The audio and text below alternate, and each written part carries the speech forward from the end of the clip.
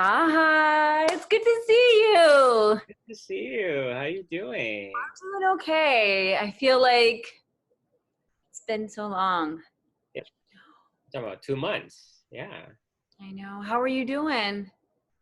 Yeah, I've been good. I count myself as one of the lucky ones. I'm working, making money, having an income because I know it's really hard out there. I'm healthy, you know,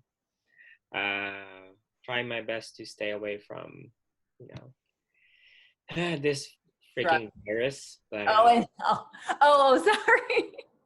Not drugs and alcohol. No, no, no. no, Virus. no. Yeah, I haven't. Speaking of alcohol, I haven't had any alcohol in a long time. Really? Yeah, Oh, a conscious decision or just like kind of I don't know. I just. First of all, I've never been. I'm more of a social drinker. So whenever I'm out, but since I'm home all day, it's like, yeah. But yeah. anyway, Well, but you're not doing any video virtual happy hours or anything like that? I do. But usually, like, I'll have water or something else. Right. But not tea. Found out Not I wasn't tea. drinking tea. I'm sorry. I'm not really a tea drinker. It's funny because I only really drink tea if I'm sick. More of a coffee drinker. I'm sorry. Oh, no, no, no. It's okay. It's so funny. When I was growing up, I imagined that when I would get older, I would drink coffee, drink beer, and smoke cigarettes because that's what my parents did. Really? I do Yeah. none of those. I grew up coffee. I mean, I grew up with instant coffee in the Philippines. So, Uh, is and coffee a big drink in the Philippines? it is. It really is. There's tons of coffee places, and especially now. There's a lot of coffee shops. Not just like Starbucks, but like local ones, other other big names, like what's that Canadian one? Dinka? No, no, no, no. It's like their version of Dunkin' Donuts in Oh, Canada. oh, Tim Tim Hortons? Hortons, Yeah. yes, that's that. Oh, so there's quite a few of those in the There's Philippines? quite a few, yeah, yeah, but yeah, we're big coffee drinkers. But like I said, I grew up with instant coffee, just Mhm. easier to make. This was back in the 80s, 90s. Yeah. Drip coffee and this fancy different concoctions was not very common back then. So, and I still drink instant coffee. Yeah, but anyway, Well, probably like it's like comforting in some ways, right? it is, and it's easy. You just boil water and you put in a few teaspoons of that, add sugar and milk, done. And you're done. Yeah, yeah. How about you? How you been? Okay, I've been doing okay actually. We have so much to talk about because I want to talk about like what it's like for you with virtual sessions because I have some feelings about it. But first and foremost, you do know the show Comedians in Cars Drinking Coffee, right? No, I've never heard of it. Jerry Seinfeld. What is up with you guys? I'm sorry. It's on Netflix. Great show. He basically loves cars and talks about these like fancy cars, and then he picks up a comedian, and then they go out for coffee, and then they have a conversation. And one of the things that he talks about in the show is that he loves talking to other comedians because there is a like foundation of knowledge and understanding about things like just as a comedian that they can identify with each other. And Yeah, so I always have great conversations with therapists, and I have had many wonderful conversations with you. So I was like, yeah. it would be so cool to do therapists on trains drinking tea, but unfortunately, we can't ride the train. But we are going to pretend that we're on a train. So you tell me, what train are we on and where are we headed? Uh, let's see. Let's do the 7 train. Ooh, why Since the I live subject? since I live in Queens and it passes through Jackson Heights where I live. So let's do the 7 train. And I love Jackson Heights. Yes. What's not to love, right? You got everything here. It's one of the most diverse areas in New York City or in the world actually. There's tons of restaurants of different cuisines, different cultures. Yeah. We got everything here. So I Wow, loved it. I've been here since 2006. So I like it here.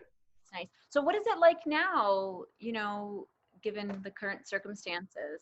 It's been really eerily strange and, you know, quiet. But I think there's more activity now as, you know, the summer is approaching. And but you know, especially back in March and April, you know, I'm sure if you heard in the news that Elmhurst Hospital was one of the epicenters of COVID-19 cases, and Jackson Heights.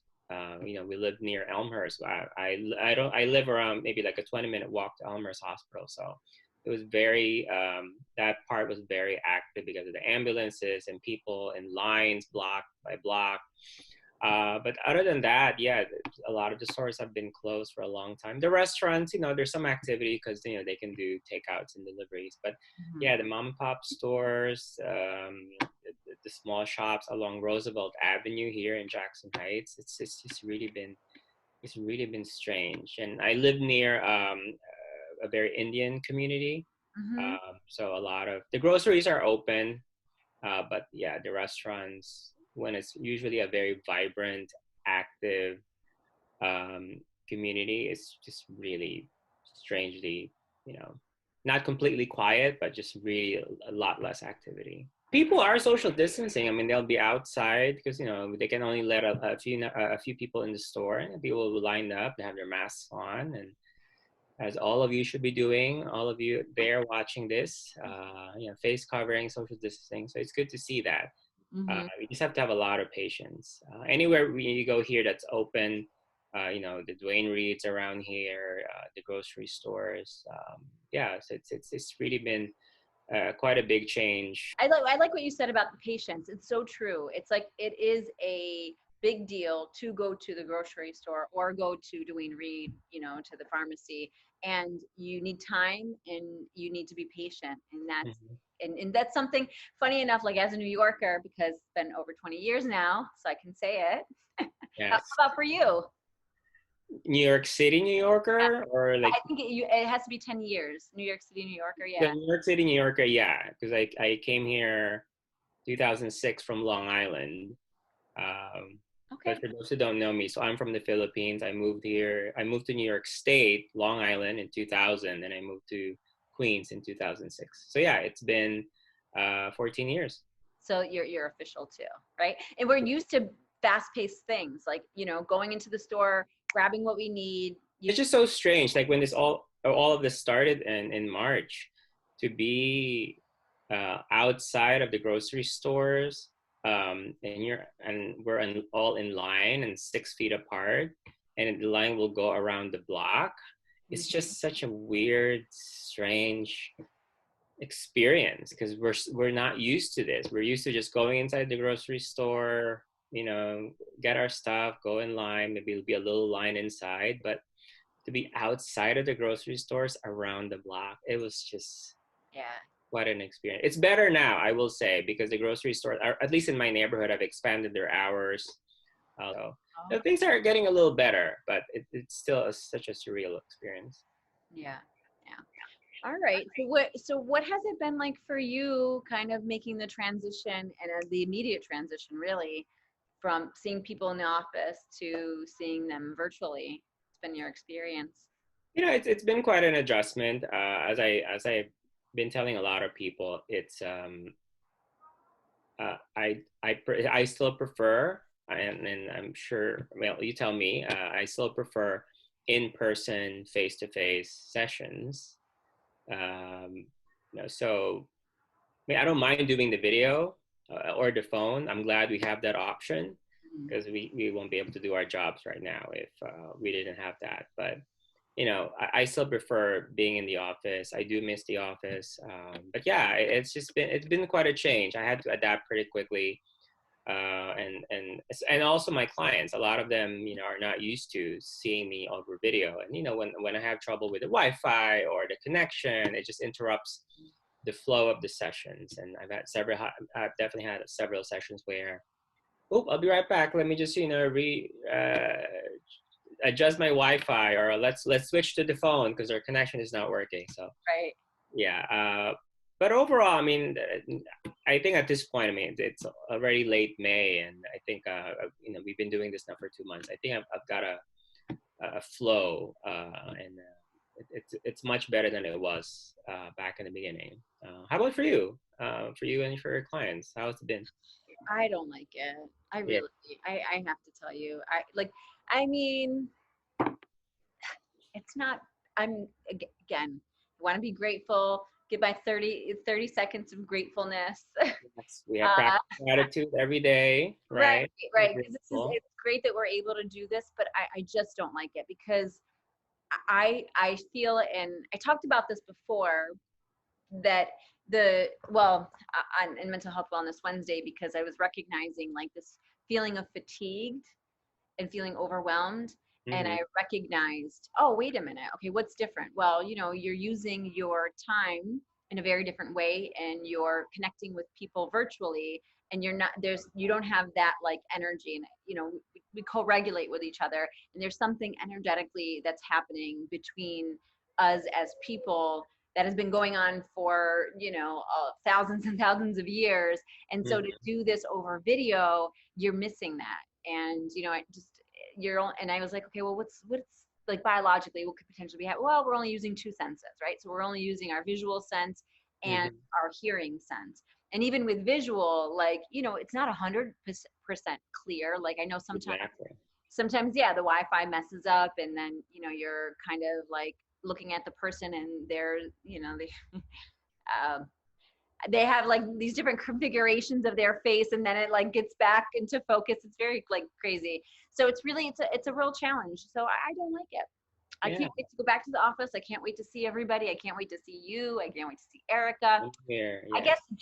Jason, I miss too. I Jason. miss Yeah. Jason too. Yeah. Yeah. So I just miss so you guys everyone.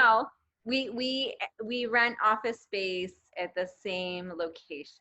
Yes, actually, for those who don't know the story, it was actually Victoria who encouraged and inspired me to rent the office that we're all in now. She's on the 18th floor, I'm on the 17th floor. And this office was actually my very first full-time office when I decided to take the plunge, or, to jump from having a full-time job to starting my own practice on my own. And Victoria has been very supportive throughout the process. So, mwah, thank you very much. Well, thank you. And I might have done it, for selfish reasons, needing another therapist in the office, because there's like a lot of like tax accountants and like Lawyers, lawyers, IT and people, yeah, there's a not that I lot. love them though. They're all wonderful, but it's so nice to, have a familiar face, and especially when, we have a particular difficult session or something like that. Like, we've come and chatted with each other. Oh yeah, oh yeah. I remember that one session I had earlier this year where there was a safety issue. I was like, oh my god, I have to talk to someone. Yep. How are your clients kind of adjusting to the new normal of not only virtual sessions, but moving with like, what's going on and with the current circumstances in COVID? It's a it's a mixed bag. I'll say I have clients that are dealing with it much better than others. Mm-hmm. I think my clients that are, and I don't know about from your experience, a lot of my clients that are, I guess, self-described um, extroverts. This Mm-hmm. has been quite an adjustment for them because they're so used to be doing a lot of things outside of their apartments or houses and being social, and especially during the weekends and all that, being outside. So now being indoors, for most of the time during the day, it's and especially on the weekend has been a tough adjustment for, I want to say for all of them, but definitely for a lot of them. And my clients that are self-described introverts, this has been like, I'm used to it, or I work from home.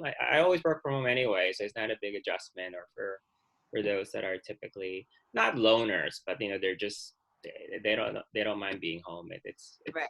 not a big, it hasn't been a big adjustment for them. Although I think across the board, I think everyone will agree that they're kind of ready to get out there, not just like take a walk. I remember I had a client of mine who say, yeah, I can go out and walk the block, but it's the same block every single day. I want to venture out further. I want to go to a park, which, yeah, I'm sure they can, but you just have to have your coverings and all. But yeah, there's that fatigue setting in, that how much longer is this going to happen. For my clients that deal with anxiety, this is quite anxiety provoking, the uncertainties of when this is going to be over. My clients with depression, these feelings of isolation and loneliness, that they can be quite challenging. Yeah. How about you? How about for you? How about for your clients? How are they how are they doing? I would have to say very similar. So mixed bag, extroverts, introverts. Like my extroverts are like bouncing off the walls. My introverts loving it, especially in the beginning. It's like, oh, it's like heaven. I could do this all the time. Yeah. Now, but I would say I agree. I think that there comes to a point where, okay, they've recharged enough and they want to kind of go out there and connect. I think, yeah, the anxiety. It's funny because a lot of them would say like, oh, now everybody's anxious. Welcome to my world. This is how I feel all the time. So Now they know. in terms of like, feeling more anxious and depressed, I think kind of now what's setting in, and it's also complicated by the fact that it's spring. And Yes. with spring, people who kind of more are on the bipolarish side, and I don't want to like diagnose, but where emotions and moods fluctuate a bit Mm-hmm. faster. There is a little bit of a more of an activation. I've noticed Yeah. that. Some people are a little bit are more depressed, and which is actually again the springtime too. That's when there's an increase in suicides. So there's been a few people who have struggled with those thoughts, which is totally understandable. Generally, as we work with patients, because we know that that's actually not that uncommon.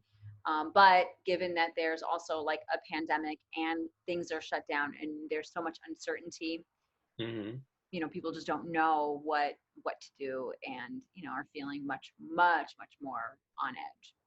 Yeah, and it's that is quite concerning. And we're doing sessions over video. I think it would be better if we're actually doing sessions, especially for those clients that have safety risks or issues, to be doing our assessments in person would be much better, and we can have a better intervention compared to doing things virtual. So yeah, it definitely has its own challenges, as I said earlier, in terms of doing sessions in the office versus doing sessions over video. Yeah. Yeah. But how about for you? I wonder for you, because not just as a therapist, but overall as a human being. See, Um, now this is one of the things that I thought was going to happen. As a therapist, another therapist asking another therapist questions goes back. like, how are you dealing with it? Just in general. How are you? I'm okay. I mean, I had a lot of strong feelings in the beginning because it felt like freedom was being taken away and being in my office. But really what I recognized is that I think I'm much more, I feel like I'm an ambivert with Mm-hmm. an introvert and extrovert mixed together, but I'm extroverted with like, I need to have some sort of connection with my patients. I really just felt so upset about that Yeah. with you. Yeah. But in general, though, outside of work, like, how has the pandemic affected you? Are you surprised I'm asking these questions? I feel like I should be laying down on the couch. Yeah, you're on the couch right now. Um, no, I honestly like I have to say that it has been great in many ways. Now, not for the fact of seeing people suffer. That's why I became a therapist, is because I want to help people. I don't want people to suffer, and I hate that feeling of feeling helpless. So I did go into action more for other people, like making sure everybody was okay, like checking in with my friends and family. And then it kind of came to things quieted down a little bit. And then I was like, all right, so how am I taking care of myself? I continued to do everything that I was doing during the weekday as if I was going to work. So I wake That's up in good. the morning. Yeah. I wake up in the morning. Look, it's about practicing what you preach, right? Like I'm telling people, look, Exactly. they need to meditate. They need to do yoga. There's a Mm-hmm. reason why, right? Like it's not something that I take lightly, or I'm just like kind of out there willy-nilly saying, oh, this is what the research says. I also, Mhm. I practice it, and I feel That's important. Yeah. Practice what we preach.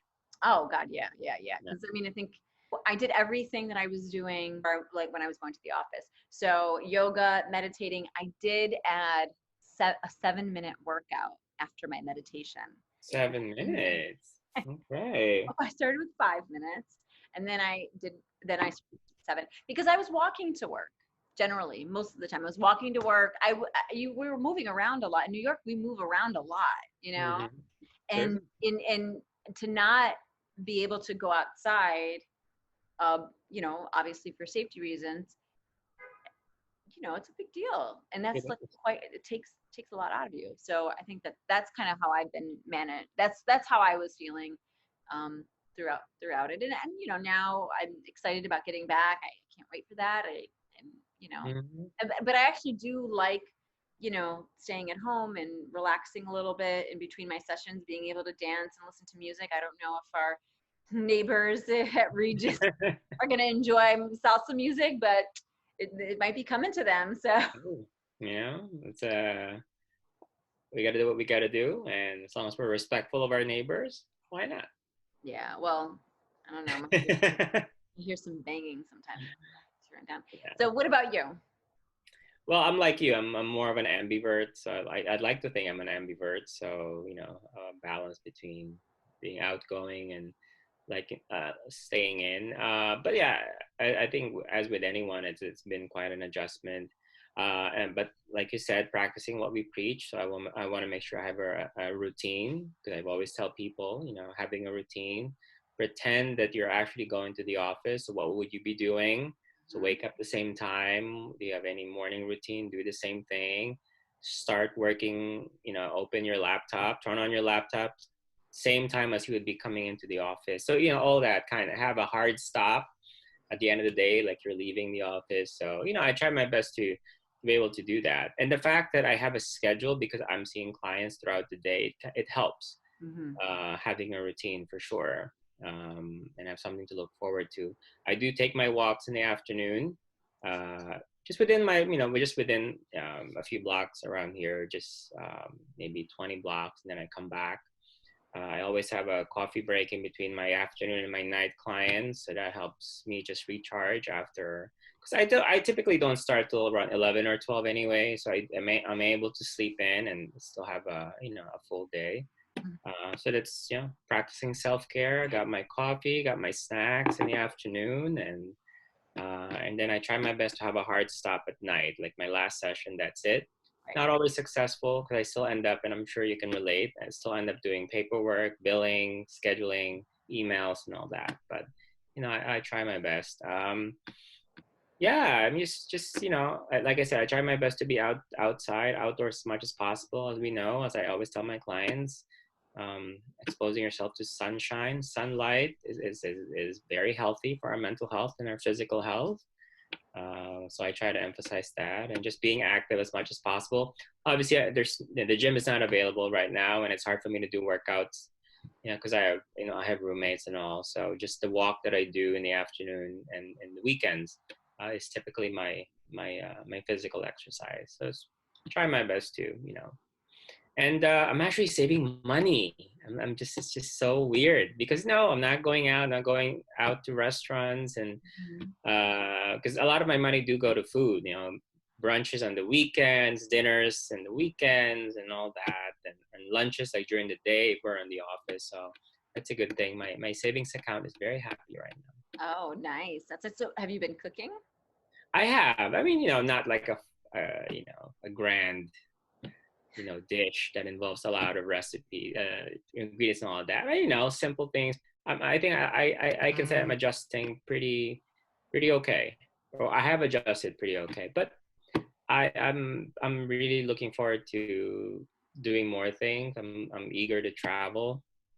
I was telling my friends and actually my family. I was telling my parents yesterday. I said, when this is all over, well, who knows? But when we're able to travel, I'll be on the first flight out of New York, and actually supposed to come to the Philippines back in April. Oh, Uh, really?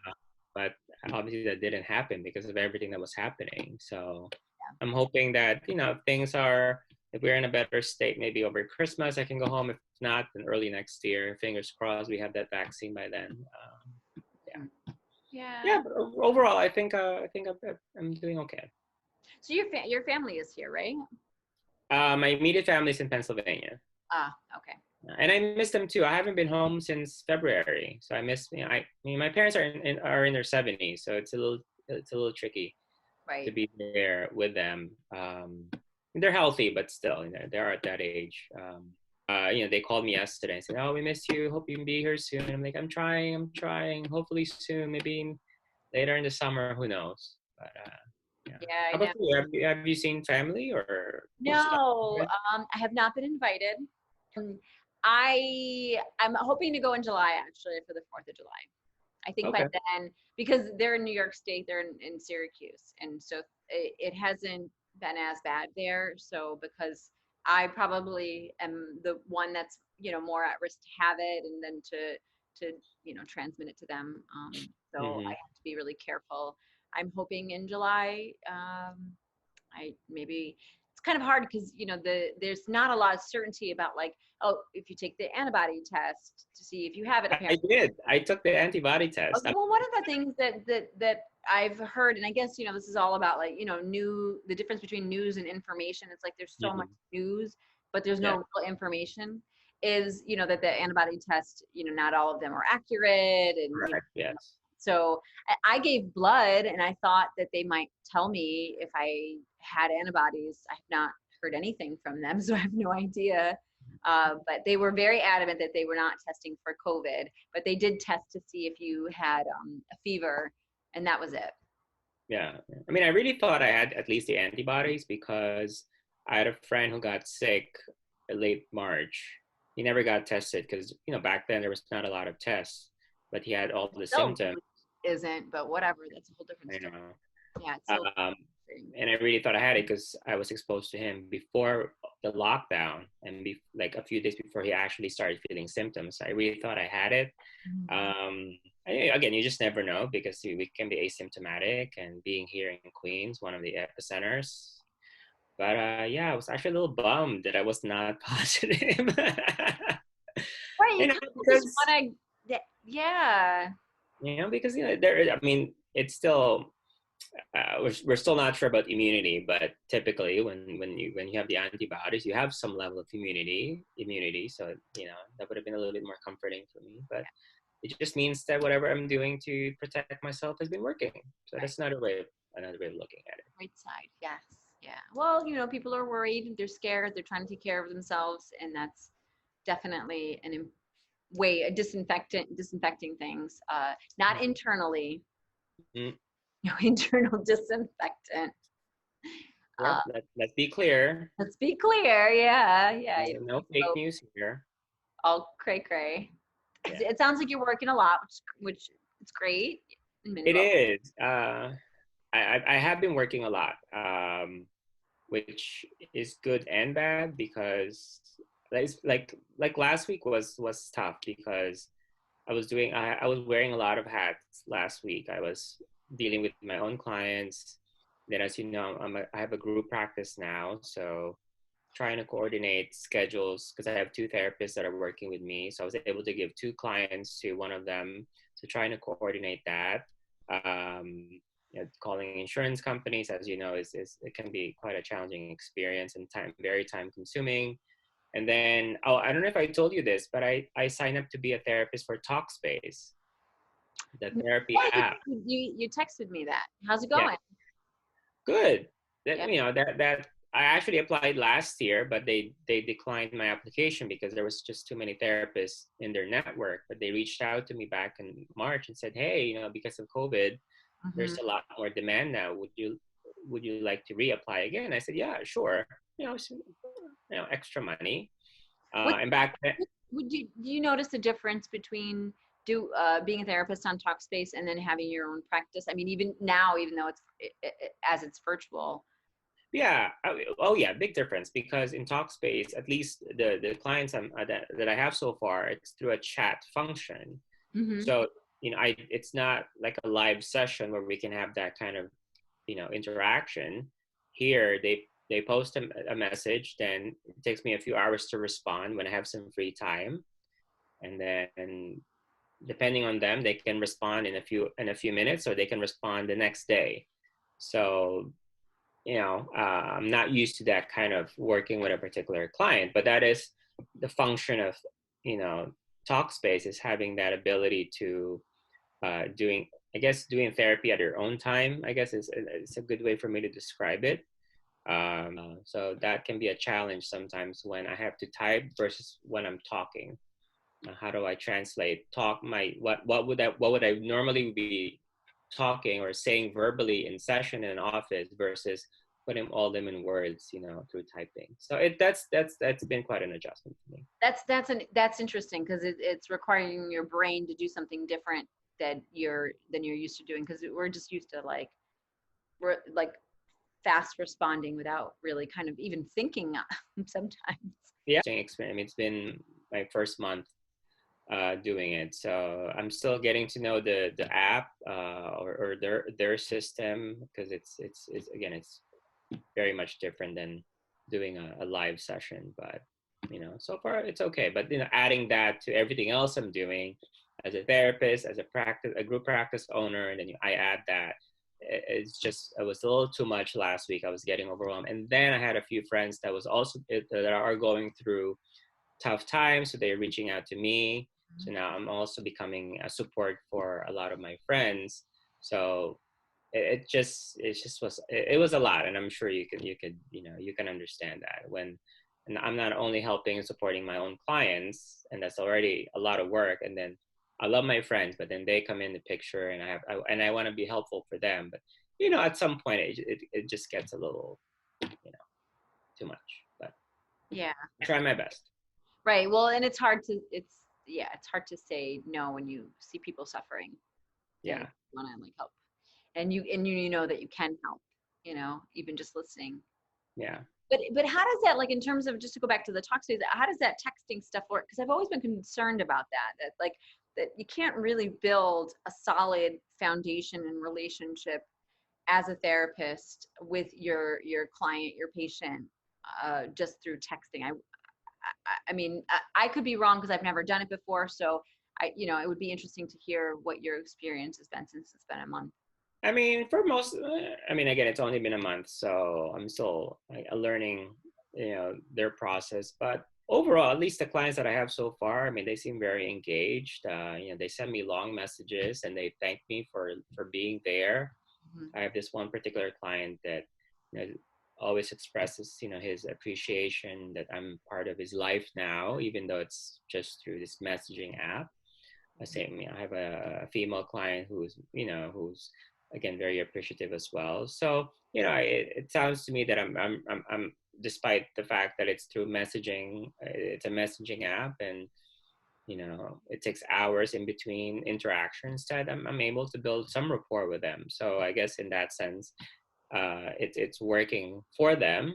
And again, it's all about them anyway. If it works for them and they're getting something out of it, then for me that's success. I think, yeah, that's a really great point, because it is really about them and meeting them where they're at, and Mm-hmm. helping them to at least connect to some sense of support. Mm-hmm. And if Yeah. it's just through text, then it's just through text. Yeah, I'm a little old school. It's a little harder for me. I'm still. I hear you. The old school way, the old manage it. school belief, but it's a sign of the times. It's Yeah. it's something that people can avail. I mean, Michael Phelps, is their spokesperson, and he's, from what he has said, Talk to Us has been very helpful for him to get through a lot of his hard times. So it's really how what people make of it and how they use it, and we're just here as therapists to be of support for them, because at the end of the day, they're the ones driving this, not the therapist. Right. And if there's more availability of services, and in different ways and on different levels, texting is really just a kind of minimal level of connection with a therapist. Yeah.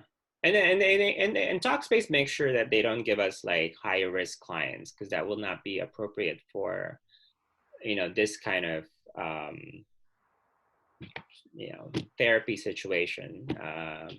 So Well, if why don't you clarify what a high risk client is? Just talk about so safety, just so people know. Yes. So high risk clients typically will be for people that have, suicidal ideations, or maybe a history of suicidal ideations, or has, attempted, or people that are very, maybe people that are very symptomatic, like, people that maybe, auditory hallucination, visual hallucination. So this will not be an appropriate platform for them. So they really have to go to, Yeah. a higher level of care. So whether that's a therapist, an actual therapist office, or inpatient in a hospital, mental health unit, or, other kinds of more appropriate setting for them. Yeah. Violence too. Don't forget And that. violence, yes. So yeah, Yeah. that's And something. I mean, I'm smiling when I'm saying that, but just because uh, we've all been in a place where we might have wanted to hurt somebody really bad. Mm-hmm. Then there are people who really, that part of them gets so, amplified that they could potentially do that. And so that's when we'd have to take some action. For sure. Yeah. Yeah. Yeah. Yeah. It's hard because it's different parts of people that get activated. And once if it gets activated, it's hard for them to calm that down, and having somebody who's there who's outside of them to kind of ensure their safety Mm-hmm. of others is really important. For sure. Yeah.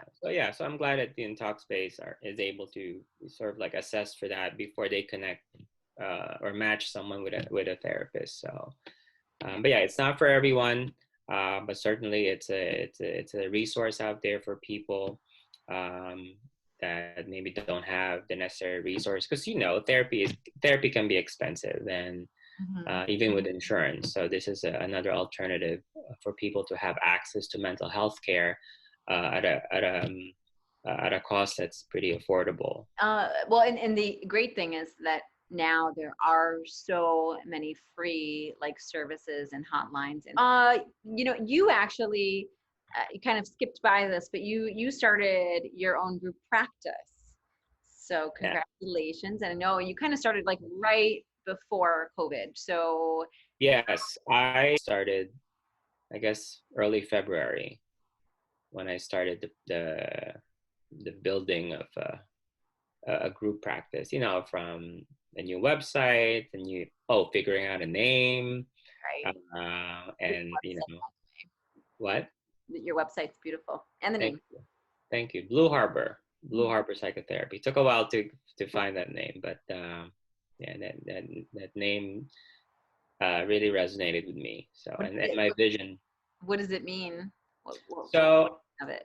well, blue is my favorite color. No, but it's really the harbor that got me, because harbor is a place that, provides safety to a lot of like the boats. So they park in a harbor, and it's away from the main, being out there in the sea. So to me, that's therapy, providing space, providing safety, for our clients. So, and then I added blue because, again, blue, favorite color, and also color of the sea and the water. So there you go, Blue Harbor. So do you have a particular type of modality that you use at Blue Harbor? So at Blue Harbor, well, I have two therapists, and plus me, so there's three of us. So they Wow. have their own modalities, but for me, I'm more cognitive behavioral therapy, more psychodynamic. I do incorporate some aspects of different modalities like DBT, dialectical behavioral therapy. I'm not fully trained on the entirety of that modality, but I do use some of its, some aspects of it. And EFT, emotionally focused therapy, for my clients that are in relationships. So I do use, yeah. So I do pick from different modalities, but I'm more CBT, psychodynamic kind of therapist. So we work a lot with clients that, like for example, with depression, a lot of people that are being depressed, they have a lot of negative thoughts. They ruminate, and then they get obsessed with these kind of thoughts. So we work with clients on, exploring those thoughts, helping them come up with, better, more positive thoughts, exploring evidence, to challenge those thoughts and helping them get out of that. So hopefully by coming up with better, more positive way of thinking about things, about their lives, about the environment, about society, then that would result into, an improved mood, which will lead them to, practicing more healthy habits. Mm-hmm. Yeah. And DBT? I'm not very versed with that. I'll leave that to you. Well, dialectical behavioral therapy is really about like grounding, right? And teaching people. I mean, it's a combination of CBT. It's a combination of like acceptance, Mindfulness. right? Mindfulness. So mindfulness, yeah, and grounding and being able to emotionally regulate. And usually it's done in group therapy because then other people can tell you and help you build awareness about your reactions, your emotional reactions in relationships. But it's also, an individual therapy as well, because a lot of people, it could be too disruptive to actually do it in a group. Yeah. But I do utilize parts of DBT, like when we talk about distress tolerance, the tips that people can use to regulate their emotions when it's overwhelming. So, there's two, I have a book on DBT because I've been interested in that. So that's one way of me incorporating some aspects of it. And then also ACT, you're the one who actually talked to me. Can you tell our viewers what ACT is? Yes, of course. It's acceptance and commitment therapy.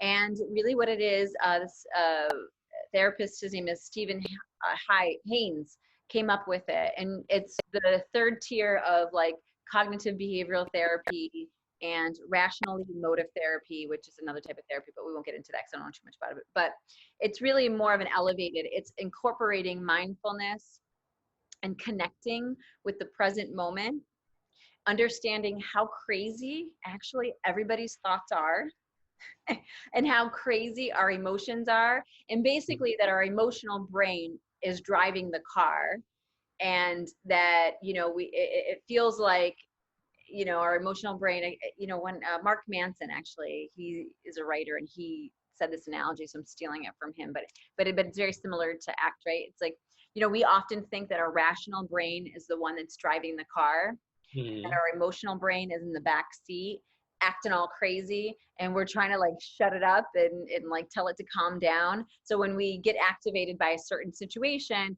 our emotions get activated and we feel like we can't like kind of control it. Our rational brain is trying to calm that response down, right?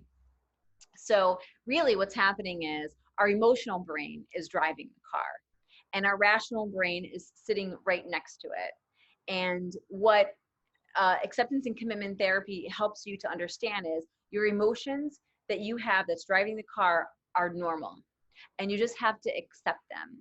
And accepting them with curiosity and with compassion is very, very important. Because if you keep on pushing those emotions away, what's going to end up happening is they end up getting like stronger. It ends up amplifying because you're not able to process those emotions. All our emotions, our feelings want to do is just kind of like run through and go through our bodies. And that's why acceptance and commitment therapy kind of, brings that acceptance to the emotional part of the brain that's driving the car, right? And then making a commitment to how do you want to live your life? And that's what I talk about all the time, right? What's your purpose? What's your meaning? And we do that by talking about values. What are your values in your life? And everybody has values, no matter what. It's a really good exercise to sit down with yourself and pick out, 5 values, and then try to pare it down to 3 values, and ask yourself on a daily basis or throughout the day, am I like living my life towards this value? Which is very helpful. Yeah. And they do a lot of meditation and mindfulness, body scans, and all of that, because they recognize that our bodies keep the score, right? And that if we don't allow our emotions to pass through and physically, not just rationally, then we're not going to be able to process them. And so that's kind of acceptance and commitment therapy, You know. nutshell. Yeah, and speaking of mindfulness, that's something that I really starting to learn more thanks to you. See, guys, Victoria has really taught me a lot of things. Aw. But no, seriously, mindfulness. I know you talked a lot about that when you and I first met. So that really stuck with me, and I'm really starting to learn more about it and start to, incorporate that in my sessions and teaching my clients, certain, mindfulness activities, and for a lot of my clients, it's been very helpful. So incorporating that with ACT and DBT, and other kinds of modalities have been very helpful as well. Yeah. No, I know it's great. Look, I've been doing this for a long time, and there is just, and I continue to like read books and watch YouTube and listen to neurosciences, listen to behavioral economists, like everything that I could potentially get my hands on to understand like the human mind and our behavior. And it just really comes down to the difference between our rational and emotional brain, which is actually not very, that's not actually very accurate, but it's just an easier way to like understand that we have a part of ourselves that react emotionally. We don't understand it, but it does come from like, and this is where the psychodynamic stuff comes in, right? It comes from childhood. It comes from beliefs that were set as a foundation of what you believe about yourself. And oftentimes those core beliefs are not positive, they're like, I'm not good enough, I'm not worthy, I don't have value. And then you end up making decisions in your life that continue to perpetuate that. So it's like this self-fulfilling prophecy, right? So that's the common, issue, and our beliefs set the stage for our thoughts and our feelings. And so it's kind of like an unraveling of all of that, and an accepting of that we do feel that way about ourselves. And well, at least most of us do. I mean, some people don't. Like somebody who's like kind of has narcissistic personality, they're a little more delusional and grandiose about like who they are, and at least surface wise, right? So but most of us, I think, suffer with like not feeling good about ourselves or not feeling worthy. Yeah, I think at some point we felt that way about ourselves, and it's an ongoing process of self-development, and reinforcing more positive beliefs about ourselves. Right, and it comes from actually doing the physical like and behavioral things that's taking care of yourself, that helps you to feel better, right? So it's the yoga, it's the meditation, it's the mindfulness, it's the eating well, it's going outside like you tell your patients to do, the physical exercise, the working out. It's all wellness, as you have eloquently shared with me before. And you did one of my first videos in my YouTube channel was about wellness, and you talked a lot about a lot of the things that you just talked about now, and how all those relate to our mental health, the physical wellness and emotional wellness, the financial wellness, the ritual, all that. So yeah, speaking of your talk show, what things are you up to with that? That was like really fun and amazing. Yeah, so my YouTube channel is called Therapy Talk with LLOYD FIDER. So I started last year. I rented a studio, and Victoria was very nice to be my first guest, where we talked about wellness and its relation to mental health. So my last video was actually earlier this week. Was about how practicing and expressing gratitude had a positive benefits to our mental health. So you guys can check it out. Again, it's Therapy Talk with LLOYD FIDER, FIDER. We'll definitely link it. So yeah. So I did that on gratitude. 2 weeks before that, I did a video on loneliness, because it's something that a lot of people are struggling with, especially during the time of the pandemic. So I did a video about that. Before the pandemic and before we got shut down in New York, I did a video on anxiety and ways to manage that during COVID-19. So it's actually one of the ways that I'm funny enough, it's part of my self-care too, because it's something I'm interested in. I'm busy doing it, not just the filming of it, but the editing part, which takes a lot of time. But Mhm. I enjoy doing it. It helps me put some structure in my day whenever I'm doing that. And it's just fun to do that. And I'm also learning a lot because I do a lot of research prior to shooting the video. So it's been quite a good experience for me. Yeah, and the videos are amazing, by the way. Thank you. Really And is. you and your mental health Wednesdays. Yeah. You've been Yeah. very consistent in doing. I really admire the fact that you are very consistent in doing that. That's what the people want. Yeah, they do. What they want. No. Yeah. Well, look, I think the whole reason why, and that's why I love the fact that you're doing this, and that's why I'm so grateful for you, because the reason why we do what we do is we want to help people, right? You Mhm. know, and it comes from a very good place. And one of the things that I struggle with is like, you know, whenever I talk to anybody about like being a therapist or whatever, a lot of people that I know just haven't done it, or you know, they say, oh, I'm not like crazy, so I wouldn't go to a therapist. And to me, like, I've disclosed I've been in therapy for 9 years. I will continue probably to be in therapy for a long time, and not because I'm crazy, but I might be, who knows. uh, but A because little bit then a craziness is nice. little bit, but you need that, right? You know, you got to be a little crazy to be a human in this world, because it's just like so crazy, like what's going on now. So like, I mean, if you don't have a sense of humor about what's happening, then yeah. And I think, well, that's the reason why I started to do this anyways, because I felt like I was being too serious. But that's a whole different story, which I talked about in Mhm. the first one. But what I notice is that, you know, people will say, I'm not, you know, I don't want to do it. I don't feel comfortable. And I think it's because they're scared, you know, they're anxious about like what it would be like to actually, first of all, face themselves, right? Because that in and of itself is scary. You know, what, you know, really looking at yourself and like digging in, you know, the deep depths of like the darkness of all of us that we have as humans, right? So, you know, that is scary. And I totally get it. And I understand that. And then the other part that I think is scary for people is actually connecting with somebody and connecting Mhm. with a therapist. And I think that the more people we have like you and other therapists that I'll be interviewing, and you know, my first one, Omar, is because I think that, you know, people just need to see that, you know, like we're normal people, you Yes, know, we are. and you know, we're easy to talk to. You know, we're like, the fact that you know, you're disclosing stuff, I'm disclosing stuff about like some of the things that we've had to go through during COVID is, I think, very important. And Mhm. also, it helps people to feel like, you know, vulnerability. You know, Brene Brown talks about this all the time, you know, how much how important vulnerability is, and you can't have like courage and strength without that. And so Mhm. I think I just kind of realized that, you know, I want to up my game and really kind of get people to understand that, you know, there's different modalities, there are Mhm. different therapists, there are different like ways to have therapy. So that's why, you know, it's great that you're doing talk space, because, you know, my initial reaction was like so snotty, being like, oh, that's not good enough. But, you know, hey, it's good enough for some people. And Mhm. I think that that's a way to dip your toe into therapy. And that's Yeah. the whole point of this, right?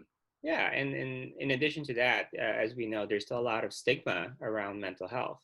So what I try to do in my YouTube channel is really to, I guess, remove that stigma by, talking a lot about mental health in general and ways to manage your mental health better, interviews with people who are struggling with a mental health illness. Like I had two videos earlier in the year. I call this series Faces of Mental Health. So I would interview like someone who's struggling with a mental health illness or has struggled in the past or are currently in therapy. So, by viewers seeing that, I'm sure they can relate to what that person is talking about. So it gives a face and a voice to this to mental health, and hopefully remove that stigma. Right. So that's also part of my goals for why I started doing my YouTube channel. And I think that is great. You're right. The stigma is really, but I know that now it's going to be decreased, at least for a little while, until later people are going to be like, okay, well, COVID happened a year ago, and why aren't you like, you know, doing anything, or why aren't you taking care of yourself? Well, then that's, you know, when, you know, look, people have like this is a very traumatic experience for people. For sure. And it runs the gamut, and people have lost many people in their lives. I was watching a show, I can't remember, anyways, and this woman lost 30 people in Maryland. Wow. Yeah. I mean, it's like, it's awful. And then the fact of the disparities of who's getting it, and there's like, this is very serious, and our emotional health and wellness is at the forefront of all of this. And I think that hopefully that will help people understand that, like, having mental health issues which really are like emotional reactions to things that aren't, well, I wouldn't say aren't normal, because that's really not the whole, nothing's really normal, but just having emotional reactions to being a human, right? Yeah. Your number one self-care tip? Yeah, if possible, especially now that the weather is getting better, to really go outside, do the walk around, just be active, and be, exposed to sunshine. Like I said, that has a lot of benefits. Obviously, making sure you have your sunblock and also your face coverings, and practice social distancing. But I think because of the fact that we are home, at least in New York, specifically New York City, that we're still on lockdown.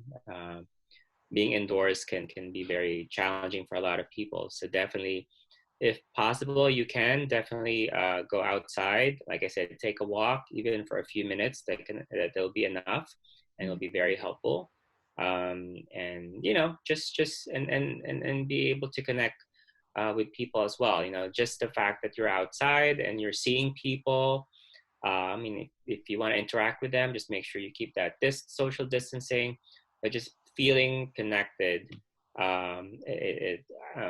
while being outdoors can be very helpful. And I can tell that for me, at least specifically, it has been very helpful because, as I've said before, working and wearing a lot of hats during this pandemic can be very stressful, and it has been from time to time.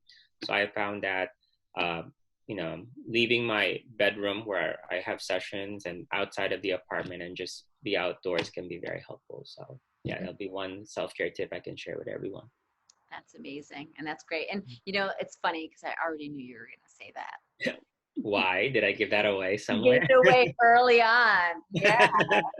Yeah, I do have a lot of self-care tips, but I think that's probably one of the most helpful for me, and just from feedback from my own clients. They've said that for them to be able to do that, whether in the morning to start their day, or as a way to take a break in between, or during the workday or after their workday, has been very helpful for them. So give it a try. Well, look, it always goes back to our biological and physiology of being a human being, right? And spent most of our lives connected to the earth and nature, and this is not, it's actually not quite normal to be staying inside the box. Yeah, for sure. And then, talking about gratitude, just quickly, there was, it just reminded me, one of the things I said in my video as a way to practice gratitude is taking what they call a gratitude walk. So basically going outdoors and looking around and, thinking about how grateful you are for maybe the tree or the people around you or the sunlight and all that. So, having that in your mind as you take a walk and making those observations, and you're noticing these things, is one good way of practicing gratitude. So again, just being outdoors can be very helpful. Yeah. Great tip. Okay, so how can people find you? I have a group practice called Blue Harbor Psychotherapy.